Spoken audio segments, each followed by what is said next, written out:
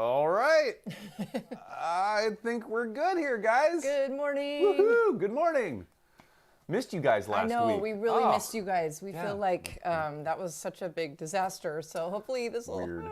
Yeah, totally. Keep fingers crossed. Kind of like, you know, that when those type of things happen, right? Like one thing goes wrong and then kind of it's this cascade effect and everything goes wrong. Yeah, so if it's one thing, you know, yeah, it's like Murphy's Law. If it's going to go wrong, it's going to go wrong. we couldn't figure it out. So guys, you know anyway, what? Happy Saturday. Happy Saturday. We're so glad you're here. Yay. Tea, coffee. Cheers. Cheers in the morning. We've Happy got gardening. plants and fun plant things to talk about, and we'd love to catch up with you guys and hear totally. how the last couple weeks have been for you. I know, yeah. What have you guys been up to? Yeah, we really appreciate those of you that chimed in on different Yeah. videos from this past week, and including all the lives we tried to get out last week, and just said, hey, you know, we're with you, like, we're sorry. Really appreciate that, guys. We missed you guys. Yeah, we did. Yeah. So, but we're here today. Everything looks like it's in the green. We're green machines today, so we're looking good. Yeah. So. Yeah. Yeah. Good morning. Good morning. Here we go. So we're Sean and Allison from Spoken Garden, if we haven't said that yet. And if you're joining us for the first time, welcome. We're so excited you're here. Thank you for being here. We show up live every Saturday at 9 a.m. Pacific to just chat about plants and gardening and when our tech works. when our tech works. So yes. So anyway, let us know how you're doing in the chat. What kind of garden tasks you have coming up this weekend? Projects. Yeah, projects. Yep. All kinds of things. Yep. Super awesome, you guys. So, yeah. So first off, I guess we need to start with our questions. Yeah, definitely. Well, Yeah. maybe we should chat about what we're going to talk about today, too. Oh, totally. Yeah. Let's do that. It's kind of a fun, relevant topic, we think, for everybody. Yep. For the questions, topics. So staking, different kinds of staking that you can do this spring and throughout the whole spring and summer. Yeah. Into fall. In the fall, what you can do for your flowers and your plants. So. And this applies to in-ground beds, raised beds, maybe even definitely containers. Yep. So it depends on the plants that you have. Yep. It's more of a support type of thing. You know, what support, like with staking and staking like things or structures or tools that you can use to help your plants grow and be beautiful. Yeah. So that's what we're going to cover today. Okay, I think this will be great. Yeah, we're kind of in the middle of deciding on a couple types of supports for some upcoming plants, so we wanted to talk to you about that. So that's kind of what spurred this whole thing. I know, yeah, we've got our plans, and we'll share that with you a little bit later here, what we're going to plan on doing and why that fits our topic today. So, and you may have noticed in the background, we're super excited. You guys, our book finally came in. I know we were going to show this to you last week. We were super excited, but didn't happen. Yay! So good. We're holding it in our hand. Yeah, we'll talk about that. Physically have it. We have it. Yes. So, yeah, super excited. Woo! So, yeah. Okay, questions. Questions. So, what do we have this week? We had some really good questions this week, as always. And 4 awesome questions. There's always more than that, but we try to keep it at about 3 or 4. Yeah. And so, yeah. So, okay. Awesome. So, here we go. Here we go. So, from our video, removing Vinca, which seems to be something a lot of people are definitely... It's interesting. We've had a lot of comments on that. And, you know, Vinca is it's such a beautiful ground cover, but it can be so invasive. It can get that way. Yep, in certain climates, and even if you just forget about it, kind of like English ivy. If you forget about it, you don't think about it, and you're not staying on top of its maintenance throughout a year, sometimes 2 or 3 times a year, it can get out of control pretty quickly. It really can. Yeah. It'll take over. So from the video, removing Vinca in our front yard, this Casey Hudson says, I'm currently in the process of removing a patch of Vinca minor from the area between my apartment and my neighbor's patio. So in Allison's defense, I wrote these down. This is my chicken scratch, so that's why it's Sometimes I'm like, it's a little hard to read. Do you write English? Okay, so I do. Just curious as to how deep you had to dig down to remove the Vinca. Really good question, because we had to dig pretty far down. Yeah, I remember. For us, we had to dig down about 6 inches. So, and by the way, thank you, Casey, for writing your comment and your question. Yeah, great We really question. appreciate it. We appreciate all these questions and comments, as usual, as you know. We do. So yeah, we had to dig down about 6 inches to really get down to the majority, not all, but the majority of those roots of that Vinca. And this was in our front yard, and that's where we removed it on this video. Now, there's a couple things that come into this. We were able to dig down, we had to dig down about 6 inches, because you know that's how the plant grew in our bed out here, but it depends on your soil. It depends on, you know, the health of your soil, and it depends on the compaction, how long that Vinca's been there. If it hasn't been there that long, like, you know that it hasn't been there for, you know, probably, if it hasn't been there for 10 years, you know, chances are it's not going to be deep, but if it's been there for quite a while, the roots can go pretty deep because they're seeking nutrients, they're seeking air and water, and so they're going to keep going as far as they can literally grow and go to a point, right, to get all those things that they need. So for us, we were lucky. It was only 6 inches, and basically part of Casey's question too, I don't know if I wrote it down or not, is how did you do it? How did you actually get down? And what we did is we just took a regular shovel and just kind of made a line with the shovel and just popped it in. And we just cut basically with that shovel on a line that Vinca, and then we just took that shovel and just kind of popped it, and basically we removed it from and disconnected it from the rest of the Vinca, and then we were able to get down underneath as we popped it with the shovel. We were able to get down underneath and almost roll it up like a carpet. Yeah, I remember that. It was like, because we had a lot. It was like this, we have Vinca kind of all over our yard. We didn't plant it, but it's here, and it's beautiful. It's all in bloom right now with these beautiful purple flowers. Yeah. So it's like we like having some of it, but we like controlling the rest of it. Yeah, it's a beautiful kind of a plant, blend. but yeah, it can, like we said before, it can get out of control if you kind of let it go. And maybe we might have let it go a little bit in that bed. Pretty sure we did. But we took back control, and we got a whole bunch of it out, and we've now replanted with a whole bunch of tulips that are all in bloom, or coming into bloom now. And we have some more kind of landscaping to do, but so that's how that rolled out, Casey. And anybody else out there? No, it's good. We, you know, having the before and after and how we did that, that's really important. Well, and speaking of after, I mean, you're probably gonna have to keep pulling up roots for a bit, because I mean, we have more that are sprouting at spring, right? So things are starting to really grow. Like, we're finding more Vinca coming in, and we're like, nope, we don't want that there. So we're kind of doing. Well, and that's what I said. Going down 6 inches, we almost got all of it. I know, we did. And so, but we couldn't get all of it because it's a vine, right? It just goes everywhere. Unless you're going to go through and literally dig up the whole bed and try and sift through all the soil, which isn't a good idea because you're going to disturb other plants in that bed possibly and hurt them if you do that. Because underneath the ground, usually you're not going to know what's what, and you're just going to start grabbing at a certain point.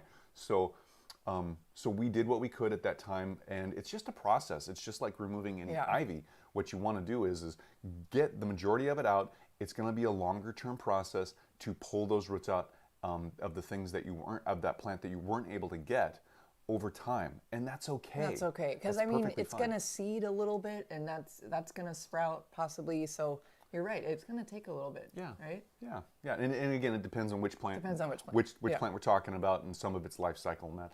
But for Vinca, and even English ivy, you know, removing those roots, removing the vine, it just becomes a process, and you kind of need to be okay with that. You can try and do it all at once. Go for it. That's awesome. But realize that it's really hard to get everything in one shot. So, but great question, Casey. And good luck. Yeah, good luck, man. And let us know how it goes if you happen to watch this. Totally. So, so that's Vinca. That was Vinca. Question number 1. Okay, so that's fun. If you have any other questions about any Vinca type, you know, vining plants that kind of spread, let us know. Totally. We'll see if we can help out. Yep. Okay, so next question. Taking Spanish lavender cuttings, which we did last year. This was episode 167, so kind of early on. A little bit. So, taking Spanish lavender cuttings from Lilly Loong. Hi, Lily. Hi, Lily. Thank you for your question. I know, thank you, and I'm sorry if I mispronounced your last name. So the question is, how did it work with the rooting hormone? I heard you can use honey as a rooting hormone. Have you tried honey yet? You know, that's cool. Yeah, that's a really cool question about the honey. I mean, thank you for asking all of your questions here, but the honey question is very interesting. We haven't tried that. And honey, I'd like to try that. Naturally just does a lot of cool stuff. Yeah, honey is cool. You know, we eat it and we consume it for all these different things, but there's medicinal uses not only for us but for animals, and it seems like there could be uses for it naturally as a rooting hormone. Yeah. Super awesome. I know. So it'd be worth looking into. I mean, the rooting hormone we used worked very well. Getting back to the first part, how did it work with the rooting hormone? It kind of worked well. Well, we did get, let's see, we'd have to We have quite a few Spanish lavender cuttings that are healthy and thriving. We had a couple that didn't make it. I think it's more than a couple that didn't make it. Yeah, we had, it's hard to blame the rooting hormone though, because Yeah, we had the aphids. we had the aphids, and so if just to catch you up, we took a lot of plant cuttings last year over the year. We have more on our list this year too. Some of it's experimental, some of it's to fill in our landscape. But we pretty much on every trial we did, we had like half in rooting hormone, half in no rooting hormone, and usually we did a sample of water cuttings just to kind of see what's what. So actually, I don't remember what all. I know, and I don't remember what the results were, if we did the results even on another video, but I'll have to look for that. We had some pretty heavy attrition Yeah, in we did. all of those cuttings, in all of the treatments of those cuttings, and so... that was a bummer. And I already answered your question online, Lily, and so now thinking about it further, I don't think I stated this in my answer to you, our answer to you, but yeah, so we're not exactly sure which cuttings actually were the rooting hormone treated and the untreated ones. We didn't track that further on after we checked the roots. I know, that was totally And okay. after we repotted them. So, I mean, yeah, it's just, so, but there was heavy attrition for a couple different reasons. And that attrition meaning their cuttings didn't make it. Yeah. So, but yeah, so I think this year we can redo those and We'll keep better track. I think we piled on too many at the same time and we got them kind of mixed up. So yeah, we got busy. we got busy. Yeah. So, but thank you for your question, Lily. I know we do have cuttings that made it, so that's We do. that's There- the good there are news. They some that do made it. work. It did So work. It did yes. work. Yes. Okay. Oh, another question about how to plant gladiolus bulbs, which is one of our most popular videos right now that we made last May. And a lot of questions about it. Because they're beautiful. And we Gorgeous. talked, last week we weren't able to be with you, but the week before we had a great conversation with you guys about gladiolus bulbs. Yeah, a lot of questions came in. That was fun. So again, if you have any more, let us know. This comes from Teresa, and the question is, my bulbs don't have any shoots showing through. Is that a problem? I just bought them. Should I start them indoors in a cup and then replant them once they're on their way? Good question. Yeah, really good question. It's not a problem that you don't see shoots yet. Some bulbs are kind of triggered by the grower or by the nursery. They can activate them if they want. There's a way to do that.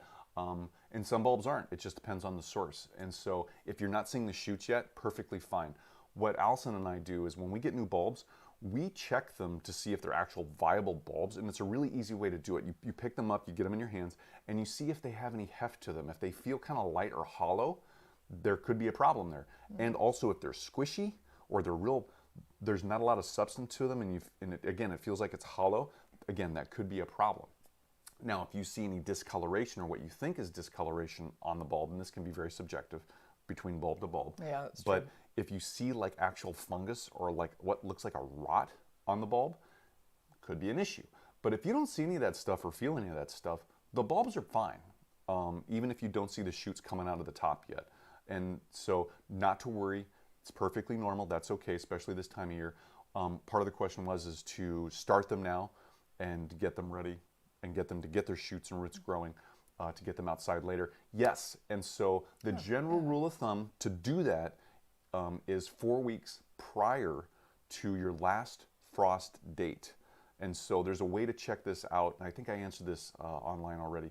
You go to Farmer's Almanac and you hit the gardening tab up there, and scrolling through, you'll be able to find either a tab or a link for checking your frost-free dates.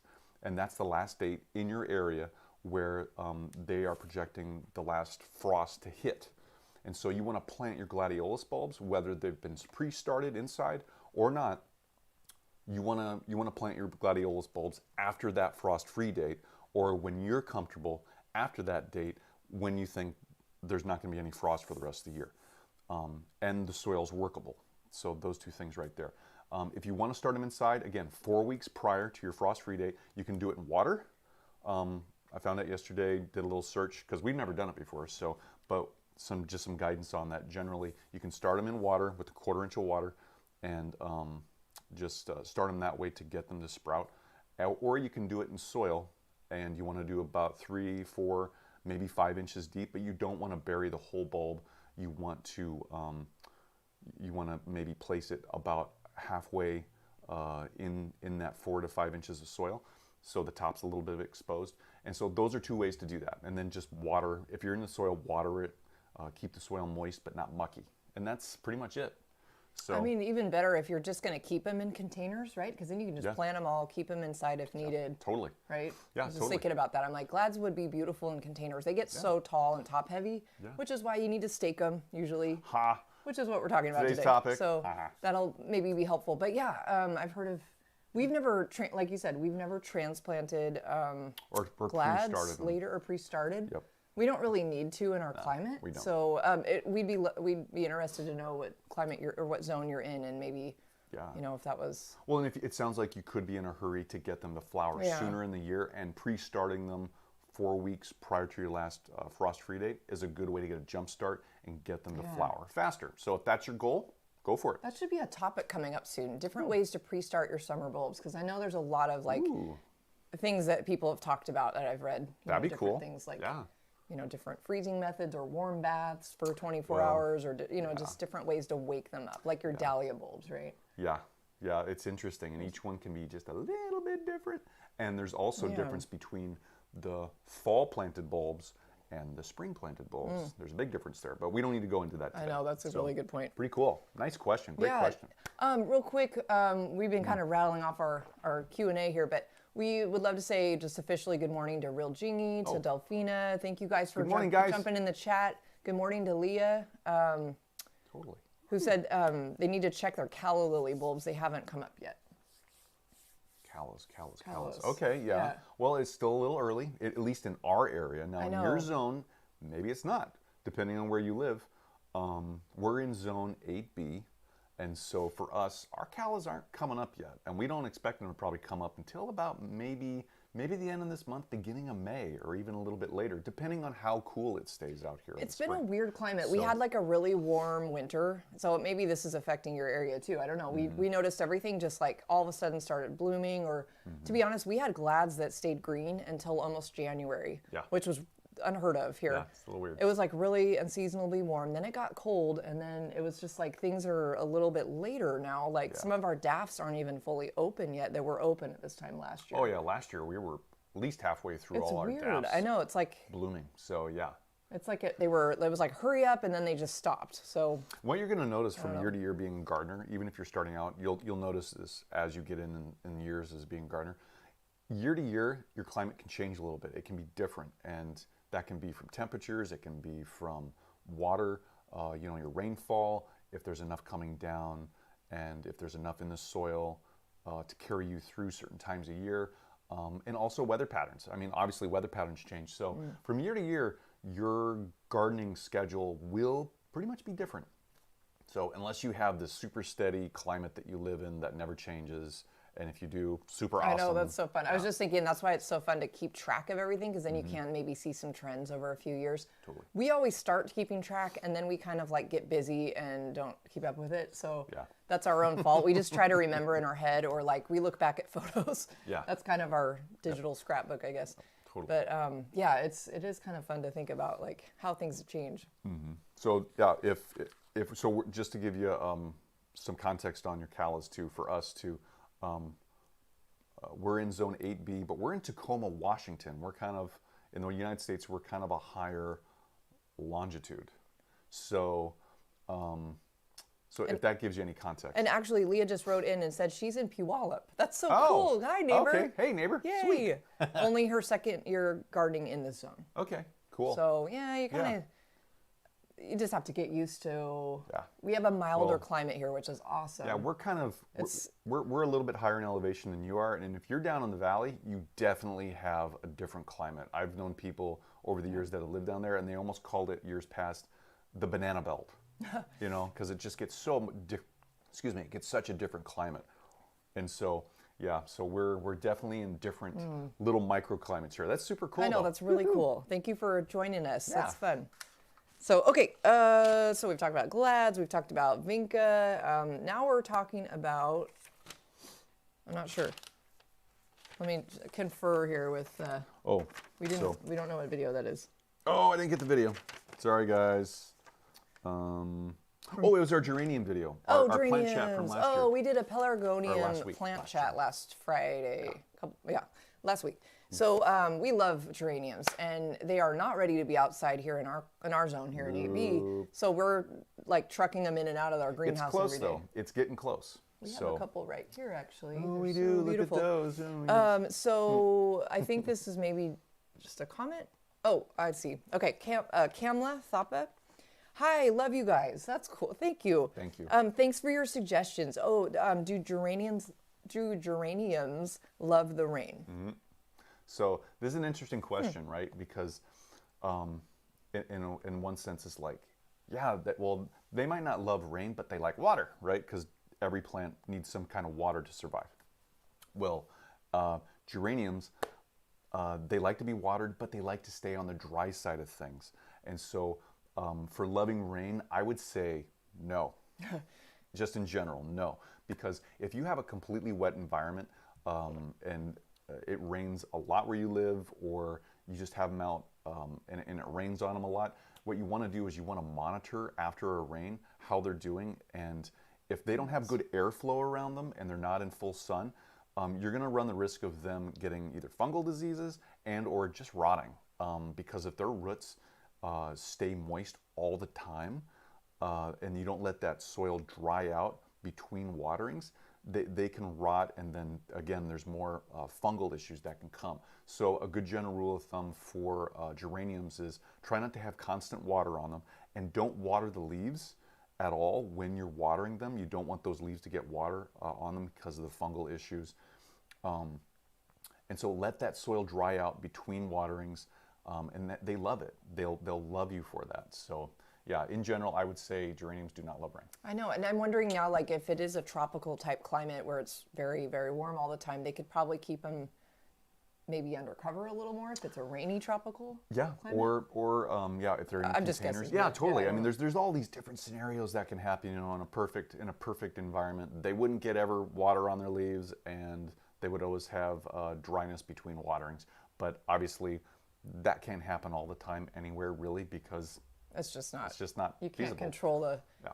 But I mean, if this is any reference, and you kind of touched on this, but we live in, again, Zone 8B, but we're Pacific Northwest. It does rain here. Our geraniums do very well. We did have a kind of little bit drier summer last year, so I don't know. It's hard to kind of say. When you do plant them out, and you're concerned if you plant them out and they're going to get rain, periodically, all plants do, right? All gardens get rain. Make sure where you plant them that there's good airflow, there's nothing around them to block that airflow, or it's not too condensed. It's not too tight of other plants around them, because your plants will be more susceptible, your geraniums will be more susceptible to the different fungal diseases and staying too wet, and so you don't want to do that. And then I guess I could add another caveat on here. What kind of geraniums are we talking about? Because we're talking about pelargoniums. We're talking right about now, these guys, pelargoniums. But there's also a hardy geranium that actually. Sorry, guys, tech. I know, sir. There's a perennial geranium we have in our yard that does well, and my mom grows tons of it, and it's beautiful, and it lives all year outside. It's totally fine. It's hardy. Yeah, and that's and when this question came through, because of it was asked on our pelargonium video, my answer to her and right now is based on the pelargoniums, not the true geraniums, not the cranesbills or any of the completely different species and genus, and completely different plant and care. So yeah. These are so pretty. These are beautiful. These are some new ones we got. We actually wanted to show you guys these last week. So you might have seen them if you watched the live. But look at that. It's just white with that bright hot pink in the center. Jeez. Love those. Gorgeous. Carefully put those back. I know. Yeah, the text. Iffy. So that is it for questions today. and if you guys have any questions just kind of burning, or you're thinking of gardening tasks and you're just wondering, want to run an idea by everybody here, let us know. Yeah, totally. Yeah. So it's just great to have you guys here and to be here today. I know, and no tech issues. We're still so excited. Yes. So awesome. So moving on, we are going to talk about something that as gardeners we all deal with. It's staking plants, finding the right type of support for your plants that have really tall, long stems. Yeah. Or any support that they need. Right. And I mean, even right now, we're dealing with very tall, long-stemmed daffodils in our yard, and they're flopping over. So we have different types of stakes and supports up right now because we want to see them. Yep. And the sunflowers are going to plant later, and Dahlias. Dahlias. I mean, the list is huge. The list is huge. We're going to need to do a lot of staking. So it's coming our way. So kind of this is why, like we mentioned earlier, this is kind of why we came up with this topic today. We were thinking maybe a lot of you are kind of trying to plan ahead a little bit, right? Oh, totally, and think yeah. about, We okay, are. I want to plant all of these peonies, or I want to get these, you know, cosmos in the ground, but I know to expect that they're going to be very long and tall. Yep. And what's going to happen when my dahlias, when our dahlias go in the ground? This is where it actually came from. I know. Is our conversation on that? How are we going to support them all? How are they going to stay upright? We know they're going to flop a little bit here and there because of the rain we get. They're going to get top heavy because of the huge blooms, beautiful blooms they get. And so to control that, because we can't literally go out there and hold them all the time. And you don't want to lose those beautiful blooms, and you can't hold them. So, no. And when the blooms get that big, like some of the dahlias we're going to grow, or even sunflowers, and they get wet or they just get huge, and they can sometimes get top heavy, and they'll bend down, and it can snap. It could snap. The stem, and there then goes your beautiful plant. Yeah, and then it's done. So anyway, so here Which we go. is a huge bummer because you've invested all this time and love and energy into these plants, and then bam. Yep. Now glads are another one you do have to stake. You can try to like mass plant them and they might support each other, but we've found that doesn't really work so well. Some of them get taller than others and they just topple over. And something to realize too, guys, is that the closer you plant any plants together, it's going to look beautiful, but also you're going to make them compete more for growing space and for light. That's true. Along with water and everything else they need. But the growing space and light means they're going to stretch. They're not going to be as strong. They might be strong together, maybe, but that's a pretty big assumption to make depending on which plant species it is. So just keep that in mind. So again, spacing and staking. So we put together some slides just with some different examples and some plants and flowers that would match well with those types of supports. These are things that we've used in our yard or are going to use. And we'll talk to you a little more about a project we have coming up with a whole new dahlia bed. And we're trying to figure out, okay, we're going to have dahlias, cosmos, zinnias, and sunflowers in these longer raised beds we're going to create. They're all going to fall over. So what would be the most, I guess the easiest, but also, I don't know, most cost-effective way to like stake all of these plants? Yep. Easiest to manage. Something we can do, a DIY project, basically. And we think we got it, but we'll talk about that in a little bit. Yeah. So, okay. All right. So first slide for staking that we wanted to show you guys, single stem supports. So yeah, this is kind of your basic. Go ahead. Oh, that's fine. Yeah, it's just single supports. It's basically stakes. Now they can be made out of definitely plastic, metal, even bamboo. You know, that's cool. Totally. And you know, we didn't put it up here, but wood stakes, like maybe some types of wood stakes you might use for trees. Those bigger ones, they make smaller versions of those. That's true. We use some of those in our yard to kind of help support one of our lavenders we were trying to retrain. Yep, totally, yeah. So I mean, there's all different kinds out there, and you can even find them maybe in recycled material, recycled plastic maybe, and that'd be super cool. So yeah, and they come in different colors. Some will blend because you can see here up on the screen, it's green. The one, I think that's me holding that. Yeah, we were staking our crocosmia right there. And so, you know, putting that in the ground around those plants, it's green, it's going to blend better. Now, it might not be the closest shade to green or the same shade of green that the crocosmia were right there. But again, using that versus like just a regular untreated bamboo stake, the bamboo stake's going to stand out. It's going to kind of look cool because it's bamboo, but it's still going to stand You'll out. see it, yeah. And so you might not want that. So when you're going for any type of staking or support structure, not only do you want to think about what's best for the plant and what's easy and usable in your garden, you want to think about the color, but you want to think, you definitely want to think, you know, is this going to stand out? What am I looking for it to actually look like when I'm done staking? Well, and there's some other, I could maybe add on to that because we kind of went through this in the past, like how tall are your stems supposed to be, because there's different heights. Oh yeah. Right? I know we found some on Amazon kind of last minute last summer, and we were, or did we get these at a box store? I think we got these at a box store. I think they were sold out on Amazon because everybody was gardening last year, right? Yep. And we found these at either Lowe's or Home Depot. Well, and there was the pandemic, so we didn't want to go out. Right. And so, yeah, so I mean, you can see those here. We're gonna come back to the live camera here to show you guys this. So here's here's 2 metal stakes that we were able to buy. One is only about maybe 2.5 feet, this one right here. And then this one's huge. Yeah, we it's figured. A little bit, oh, hit the ceiling. This one is ginormous, and it's a good 4 or 5 feet tall. It's a bigger diameter, and it needs to be because it's actually a longer. It needs more support structure for itself. But these are great because they have a flat end. You can see there maybe. And then, let's go up and over, be safe, be I'm safe, watching safety Sean's arm first. And then they have a kind of a pointed end that goes in the ground that helps you get into the ground and penetrate further down, depending on what your ground is that you're, what you're putting it into. So, I mean, and these can be for, you know, ground beds, raised beds. You can put them in pots. I mean, the shorter one obviously is great for pots. Yeah, we use those in pots actually for some of our cosmos. And you can see these are green. So these blend well in a landscape, so you won't really see them too much or at all. And that's nice. I know. I really do like the ones that blend. I don't mind seeing the stake. I mean, you see a tall, you know, flower stem like Gladiolus, you know, it's going to need to. If you see a bamboo stem, I'm okay with that, right? Yeah, it looks. I mean, it kind of looks cool. It's bamboo. Cool. It's like, but yeah. it's natural looking. Yeah. But I do like the green because I mean, if you do have a beautiful display and you don't want to see all this, you don't want the stakes to take away from the beauty of the plant. Totally. Try to find a green one because they do blend. Now, another thing to consider is how are you going to tie the stem to the stake? Oh yeah. Right. There's different options. We've used twine for years, and again, you're going to see that though. Yep, we found out right after we put that up, that wasn't really the look we were going for. I know, I didn't really love it afterwards, to be honest. And I know Laura from Garden Answer uses a lot of these little zip tie, or not. I know there are zip ties, but she uses these cool little. It's like a twist tie. Like a twist tie. But it's reusable. Yeah, and it's green. I really want to find some of those this year. Yeah, so a lot of options for those. Yeah, I know. Pretty cool. Gardener's Supply carries a lot of supplies for all the slides we're about to show you. A lot of these ideas came from some of their merchandise, basically, and Amazon, and just any box stores you can.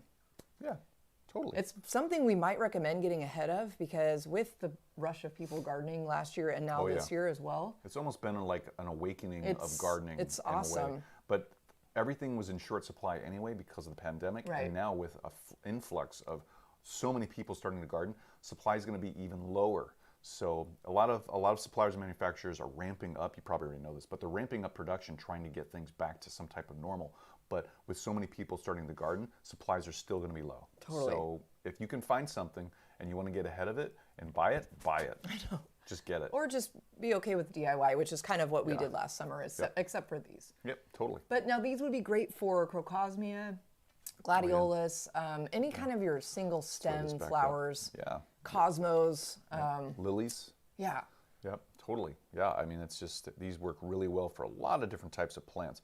And also, you might want to use these for some plants like Shasta daisies or other plants because you want to use this for a certain look. There's a specific reason you want to use something like this over and above other options that we're going to show you in a little bit. Right. That's a really good point. So yeah. So single stem supports. Those are pretty easy to find as long as they're in stock. Lay these down. So that's one option.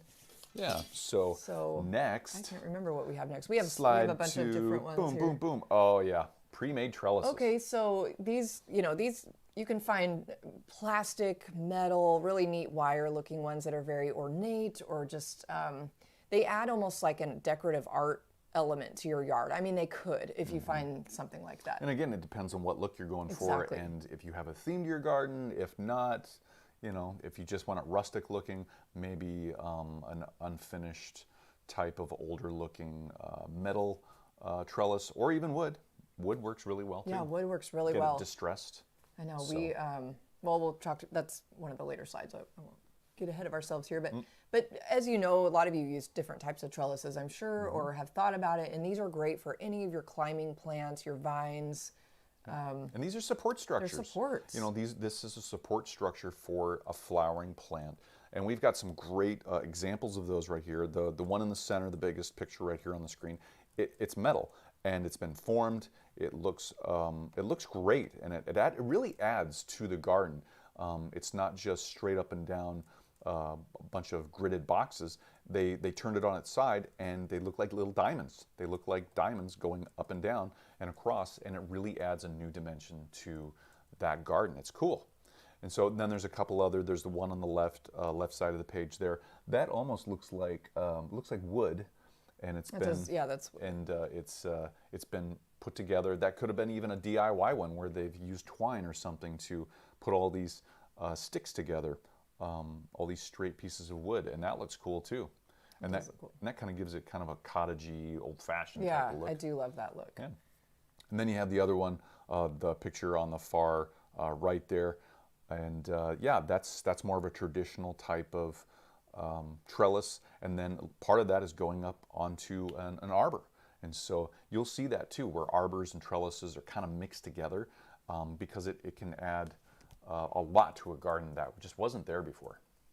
So, and then you can see here for our different plants that we have here as examples that can go on these trellises, and arbors too. Wisteria, jasmine. Oh, I love the smell of jasmine. Jasmine is amazing. Oh my God. Yeah. Black-eyed Susan vine, which we grew last year, and we actually used more of a teepee trellis, but that would be beautiful growing. We've seen it growing up, like just straight up a wall, you know, and they had it supported that way, and that's gorgeous. Don't mind me, guys. I'm going to make some noise here, but once we're done here, I want to show you some examples of we have some great ones little behind us trellises here. Hyacinth bean, which a couple of us are growing this year. I know in the audience, Jay Harrison, I'm not sure if you're here today, but I know you're growing some of that as well. Moonflower, we're growing that for the first time this year. So awesome. Oh yeah. Just so many ideas. And you know what? We need to back it up a little bit. Here, let's, yeah, hold on. Sorry. Hold on there. There we go. Okay, we're back. So we need to back it out. I know. Sorry, guys, about all the noise. I'm just kind of throwing things around. Want to back it up to the single stakes. So here's bamboo. So we got a really big bamboo. I forgot about that one. They come in different sizes. So they've got really thin ones. And so again, it depends on the look you're going for, how much strength and structure you want, or how what you still want to give to the plant for support and maybe not be seen as much. So. And the heaviness of the plant too, right? Because sometimes bamboo can snap. Yeah, totally. So be careful with that. Totally. So, okay, so now what we've got is we've got two little examples here of trellises. Yeah, these are great. So these are things that we pulled out of our garden. Okay, so let's get kind of confused here. Here's a trellis, and I'm going to go up as far as I can. You can see it starts out, it's been well used, as you can see too. It starts out kind of narrow down there, and it V's out, and it comes and it gets wider as you get to the top. And this is a great little trellis. It's not like, it's a great trellis for something that maybe won't get super high. Like I wouldn't put like a climbing rose on this because it's not going to have enough space, but maybe sweet peas. Yeah, exactly. That's what I was going to say too. Yeah, sweet peas would be great for this. That's probably what we're going to actually use this for this year, because we do have to get ready for that. Yeah, our sweet peas out here, they'll get about this tall, and this is about 3-4 feet tall. So, and it goes down on the ground, and basically what you do is you take this, get this position where you want it, and then you can put your foot on this to press it down into the ground more and get this to about the ground level, and that'll give you hopefully enough anchoring and support to actually have the plant on that. Yeah, so, that's a great idea for some of your flowers. Yeah, this is fun. Yeah, that is a fun one. Yeah. That could be used for anything really. I mean, you could even attach cosmos to that somehow if you want that kind of look. What we've used also in our garden is something like this. Now, you might have seen this before out in the hardware stores. This is cedar, but what it is it's usually used as a skirting or something else too. It can be used decoratively around a garden, but we just bought the whole sheets of this. This comes in like 8-foot by 4-foot sections, and we just cut it to fit on our arbor down here right as you come outside to the backyard, and it's great. We use it for clematis. It just grows in and out of this, and it's really lightweight, it's easy to maneuver and to affix to things, and this gives our garden a whole different look. Yeah, in fact, we're going to be building a new arbor out of this. Yeah. I mean, bigger, taller size, but yeah, that'll be totally cool. So there's just examples. These are both wood examples of that, but they come in metal like we were talking about. And so yeah, you can find all kinds of things. And again, Gardener's Supply has a ton. They're a little on the pricier end, but they do they have really good products there. They do. So I think that's it Those guys. We've got single supports. We've got kind of a pre-made trellis out of metal or wire. Yes, yes. I think we have another trellis example, a DIY trellis. DIYs, yes. So here's, if you can see in the middle there, that's an example of a teepee trellis we made just out of, actually, it might have been that same material, or was that more of a pallet? It's a little bit different. What we used. Sorry, so this one that we just showed you isn't the deck skirting type of material. This is more of definitely a trellis garden type of material that people would use for trellis. The stuff you're seeing up there on the screen, that's actually for deck skirting, or what's going around the bottom of a deck to give it a finished look. That's what we used actually. This is leftover wood that we used when we were under quarantine to put this together and to make an actual teepee trellis out front. And we're still using it. It worked really well. We need to just kind of like reapply some twine up top, but that held a massive amount of black-eyed Susan vine all year, all into the fall. It worked really well. And it's really cool too, guys. You can find this in a couple different wood types, but this up here that you see, we use cedar, and it's untreated. It's not pressure treated or anything like that. There's no sealer on it. It's just natural cedar, and it's going to last for probably a good 7 or so years. Yeah, I hope so. So yeah, but that's a real easy one to do. And you know, when it comes to these trellises, especially the DIYs, use your imagination. Right. Anything's really possible. It's just, you know, what's your need, and can you do it with the materials you have or want to use? And because you might want to make a very unique looking trellis, and to fit your unique garden, and to have some type of centerpiece or talking piece in your garden. And this is a really good way to do that. And you can see there's lots of materials, obviously. Like Sean said, just use your imagination. I mean, we've used wood. String can be used. You can make, and that, we want to talk more about that in a sec. If you have any pallets, like that's a fun one. You can really, a lot of people get really creative with pallets, and you can do a lot of cool things with those. Maybe if you have some plastic laying around that you don't want to get rid of because it's just so wasteful, you want to try to reincorporate it somehow, or even twine. Yeah, twine's really good, and you can see down here we've got on the bottom of the screen there's 2 examples there. Those 2 pictures, those are actually string and or twine types of trellises that they've been able to put up. The one on the left is more for, I think that's a squash or some type of cucurbit right there. But I mean, that's definitely a vining type of plant as a trellis, and that's perfect for that. Yeah. And then the other one looks like it's more of an agricultural setting on the right there. They've put up stakes, they've put up the string or twine right there, and so that's another way to get plants to grow up. And sometimes you got to train them. You got to kind of help them up to get to those points, and then sometimes they'll just take off, and other times you got to keep coming by every couple days and helping it get to the next level of those strings if you have graduated string levels. So that's true, and that's kind of where our idea came from for our new upcoming zinnia, or well, it'll be partial zinnia, but mainly a dahlia garden. We just we meaning me, got really excited about dahlias this year because we've been wanting to find a new space to grow them because we don't have a lot of full sun space available. So we're kind of converting this area of our yard that has no growing space really in it into all gravel. Yeah, it's all gravel. And this was Allison's idea, which is super fun. cool. Well, it actually kind of spurred from my mom and I. We were walking around our property going, gosh, that would be a really cool spot. We used to keep this gravel space available for people that came over parking, and we never use it. And for getting deliveries of materials, it's an easy spot to have materials placed. It is, which we still kind of use it for that. But we're going to kind of recreate it. So we're kind of taking back one area of our yard. And we're thinking right now and like really brainstorming, how are we going to hold up all of these huge dahlias? Because we have dahlias that will be up to 5, 6, maybe even 7 feet tall. Big. All the way down to maybe 2 to 3 feet tall. We got a big range of different types because we really wanted to experiment this year with different things. So who doesn't like to plant new plants and experiment with plants? So lots and lots. In fact, we just got a huge box from Eden Brothers the other day. Yes. We have not opened yet. Yes. We got to do that soon. Got to do that. But so yeah, we were considering some string trellis, which is something similar to what you used in grad school, maybe, or you were familiar with. Yeah. So basically, our idea right now is to have different graduated levels of string going up. From the front of the bed, possibly all the way up to the back. But then as the plants grow, like in the back of the bed, we'll start the string on stakes, one end to the other, and it'll start off like it maybe a foot. We want to keep the plants straight as possible. Yeah. So the idea is to run that string at about a foot up off the soil of the bed, and then next we'll go to 2 feet. We'll keep the one on the bottom and then run another string, and then that's at 2 feet, and the same thing for 3 feet, 4 feet, and however tall we need to go. We might need to remove those lower strings, we might not, but it's just kind of a graduated piece, because on these beds we're going to have the smaller plants obviously in the front, right. so they're not shading, so nothing's shading out the plants in the back as the sun tracks across the sky. So, but anyway, so that's where our idea is coming from, and it's fun to think about. I know, because I mean, it just makes sense. It's going to be a DIY solution. We have lots of twine, or we'll get more. It's not very expensive, and it just makes sense. It's not going to be a huge bed, but it's enough that we need something. So. Yep. And so that's where a good space that's where the ideas are taking us. Yeah. So. What kind of supports have you guys used? We should have asked that already. Like, yeah, totally. Are you partial to more like, do you have a lot of flowering or climbing things where you use a lot of trellises?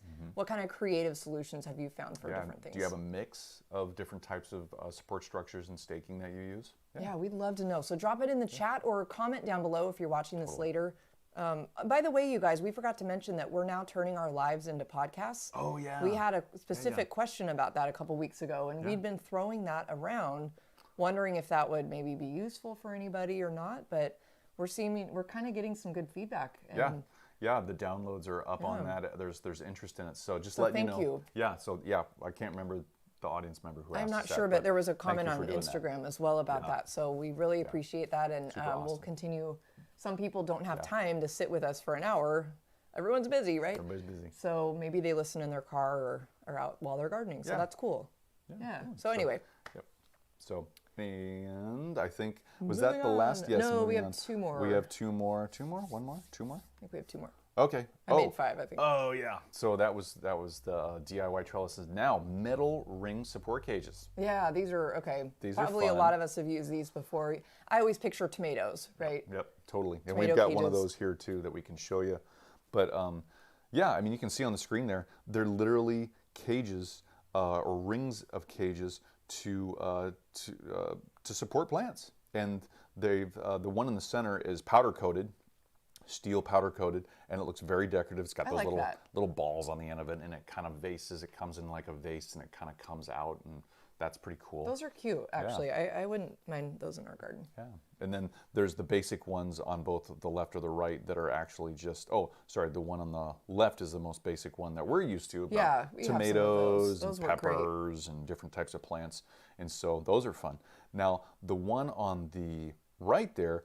So this is something that Alison and I've seen periodically, sporadically, and basically it's like chicken wire or even hog wire, where people will use that and put that up between either vertically, they'll stand it up between 2 posts, and the plants can grow up that, or it's almost like a chicken coop where they tear out either the top or the bottom, and then they just take the coop and turn it so that opened area that they just took away is down on the ground, and then the plant has this whole grid system to grow up through and support, and that's another cool. fun way to think about it. That is cool. And okay, so if you see on the materials list there, we said, of course, metal and chicken wire as materials, but we also put wood with a question mark. Yeah, even though this is all about metal ring supports, but people can get creative, right? There might be a way to kind of like reuse or repurpose some materials you already have. So there might be a way to make wood kind of ring type structures. Yeah. Ring or a cage. Yeah. Yeah, some type yeah, it'd be more of a blocky like cage. a box or a rectangle or something. Yeah, that'd be cool. That'd be fun. So that could work. Yeah. And we have these plants up here: peonies, delphinium, cosmos, and definitely tomatoes. Of course, tomatoes, yeah. Of course. And so these are just some examples of what you could use these metal rings and support cages for. Yeah, really. Even any type of daisy family. I mean, those would be really good for those too. That'd be fun. Yeah. Yeah. So a lot of good ideas, lots of fun stuff. There's so many things.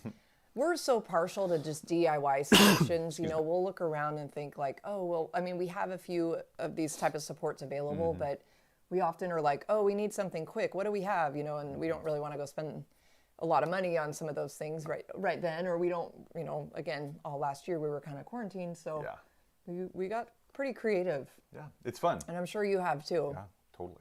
Yeah. And we kind of had to. We were forced to. Yeah, a little bit. So our last slide for supports. I'm kind of obsessed with these right now, obelisk, and Sean's going to build me one because he makes really good things. And thank you, honey. Maybe some of you have some similar things like this in your yard. There are so many different versions of this as well. These are just a couple quick pictures, but Obelisks can be very ornate and very beautiful, kind of pieces of art in themselves, you know, if you just had them in your yard and you don't have anything growing on them. I know we've seen a lot of those around, like made out of maybe metal or plastic, but there's also wood obelisks that you can DIY. And they look so much different from these metal ones. We don't have an example of a wood one here, but yeah, they look so much different than the metal ones, and they're awesome. Kind of more of a teepee style, right? We're That's kind what of, they remind me or a of. pyramid actually would be like a tall pyramid.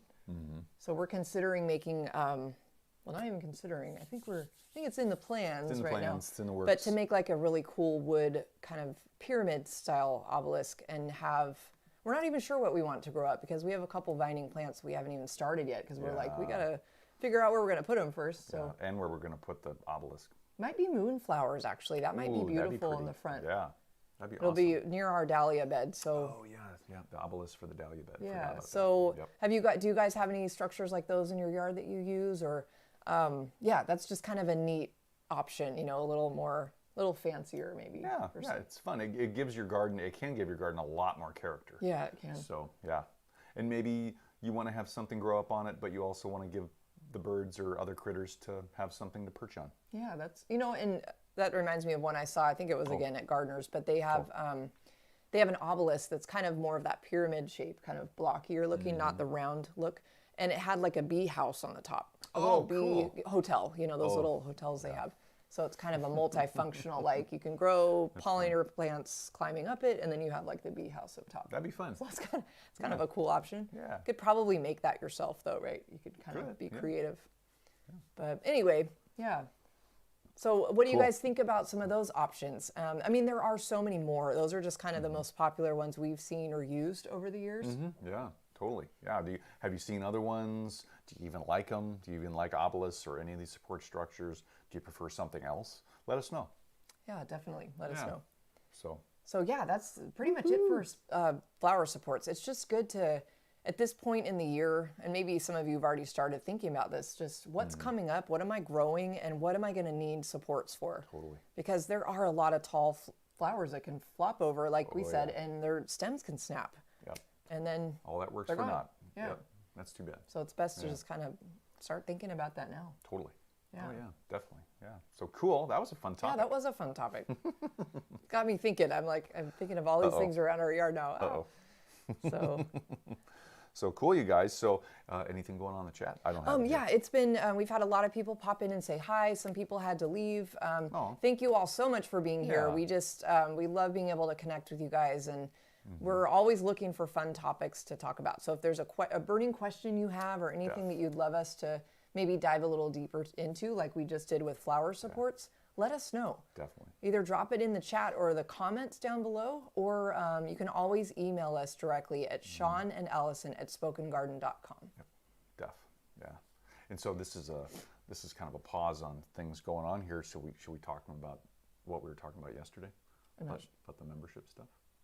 You can. Yeah. Okay. We're still kind of developing a new It's idea. it's under development, but there's some channels out there do membership. You know, join the membership on this channel and get all these different things. We're throwing around the idea to do that, and so it's getting closer though. We're coming up with a much better plan, and so just wanted to kind of put that out there. See what you guys think about that.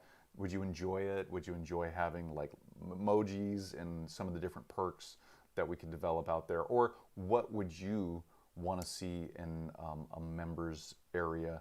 What would you get the most value out of?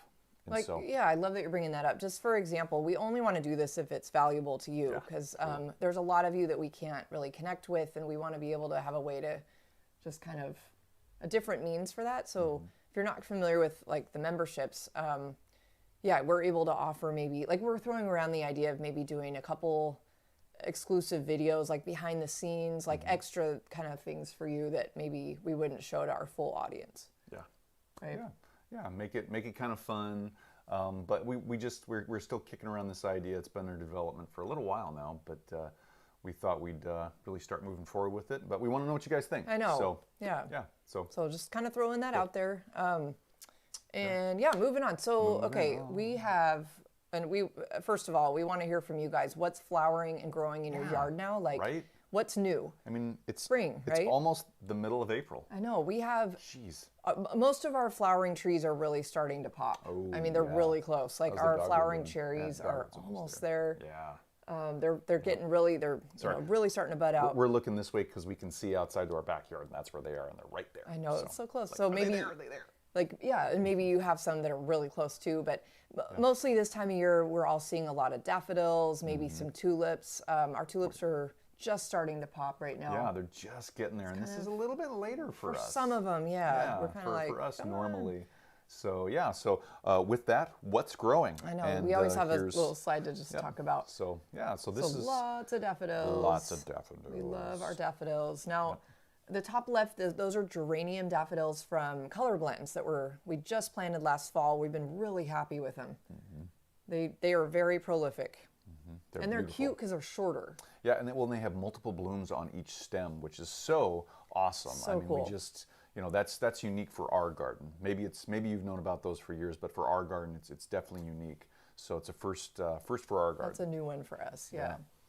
Now the rest of these daffs on the top level there are all from Eden Brothers. We have the one in the middle came in a big mix of large trumpet or cup size daffodils. So I don't know the name of that one, but the one on the right, those are Ice Follies. A lot of you are probably familiar with those. They're like usually one of the earliest blooming daffs.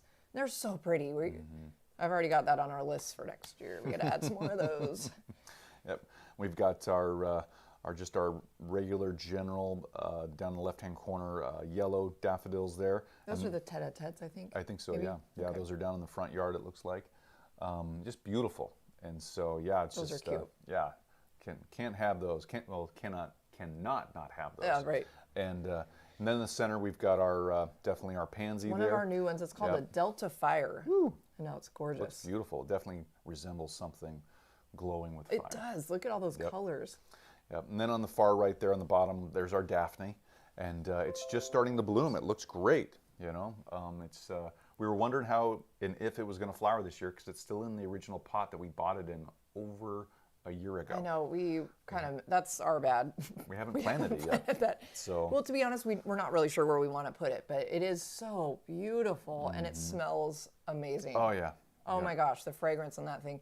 So our yard's under construction a little bit right now, and we need to find a home for that. But we figured we'll just leave it in the container for now. It's already blooming, so Yeah, it'll be good. we don't want to move it now. Yeah. But yeah, we'd love So- to know what's blooming in your yard that you're really excited about. We've got some lots of grape hyacinth. Oh yeah, you can see it there on the screen. We just, Cool. I know, love these. Look at those. Yep, and we just did our plant chat on Friday was on Grape Hyacinth Muscari, and so if you missed that, go ahead and check that out. I think we've got a slide for a couple videos Yep. from this past week. Now, last Saturday we weren't able to come to you live, as you know, so Tech issues. a little bit of a hiccup there, but some tech. we went ahead and recorded it anyway, and we did more of a just daily type video. So we did a garden care Q&A. Yep. And then the next day we did our short on Mondays like we usually do, and it was deadheading daffodils, what you should do and what you shouldn't do. Yeah, Yeah, that was a fun video. that was fun. And then the next day we planted flowers in our new vertical planter from a company called Garai. They're out of Chicago, and they had some great products we're trying out this year, and we've been really happy with them so far. And those are available on Amazon if you want to check those out. So in the next one, we had the next video, planting our raised bed garden, and that was for our side garden. So yeah, we went out there and we actually literally went through the process and showed you how we did that and what our outcome was. Pretty cool. Yeah, that was fun, and we're moving on that, you guys. Stay tuned because I think we're gonna go get some wood tomorrow and get started on that. Yeah. And then the next day, like Sean mentioned already, we did it. This was yesterday's video. We did a grape hyacinth plant chat. You might know grape hyacinth as Muscari. That's what a lot of people refer to it as Muscari as well. So Yeah. then it looks like this. It's So- got these beautiful little Yeah. purple. Gorgeous. Look at that.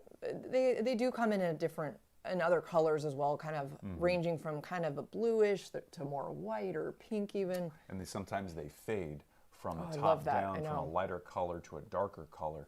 And then, yeah, there's a lot of different variations, and there's different sizes too, and we cover all that in our plant chat. Those are beautiful. We really enjoy those. So, But speaking of video, you guys, we're kind of celebrating and high-fiving right here because we have almost reached day 365 of our daily videos. Wow. On YouTube. Yeah. We started this last March. Last March. We haven't done every single day. We had to miss a few days here and there, so we just continued numbering. Yep. We literally are coming up on a full year of videos. Yep, it's pretty amazing, guys. It's a big milestone for us because we've never accomplished or even went after anything like this before. So it still blows my mind that we've done a video every day. I mean, with again the exception of a few days here and there. But yeah, and that's why we're into April. Yeah, and it's almost been a year from last March. So super cool. Oh my gosh! Yeah. So our 365th. Video episode, daily episode is coming up this next week. Tuesday. Yep. So we're still kind of working out if we're going to have any kind of celebration for that, or if we're going to do anything special. So, but you'll find out. You'll find out. And our plan, you guys, just going forward, I know we've mentioned this before on the lives, we're going to pull back from daily videos just a little bit, but we're still going to be producing quite a bit of content because we can't not.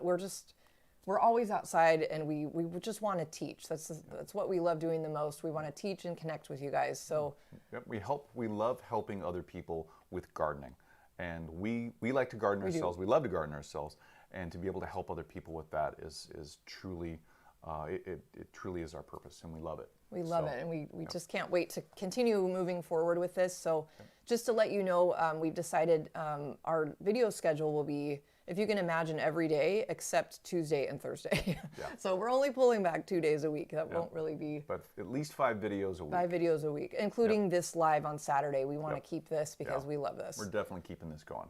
So just to let you know, kind of going forward, we'll probably start talking about that on the next couple of videos. Yeah, we'll start mentioning on a regular basis here, moving up to that point.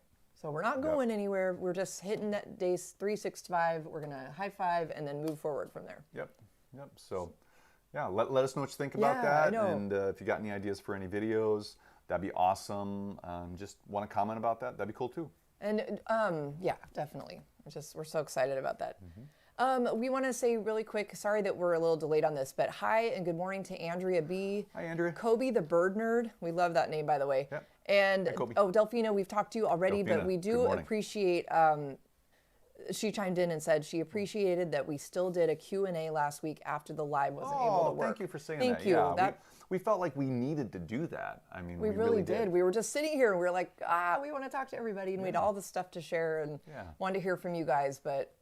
Yeah. Well, and side note too, even after the tech issues we had last week with the live, we did the Q&A video. We didn't get it out until Sunday because we had even more tech issues on the back end, for processing, and it was just crazy. It was a mess. Yeah, we couldn't it's like this video, we could not get it out. So it didn't come out until Sunday, even though we filmed it right after the live went wonky. Yeah. So we had it ready by Saturday afternoon, but we couldn't get it out till Sunday night. Yeah. So more tech issues. Who knows? It was weird. What do you do? Yeah. Right.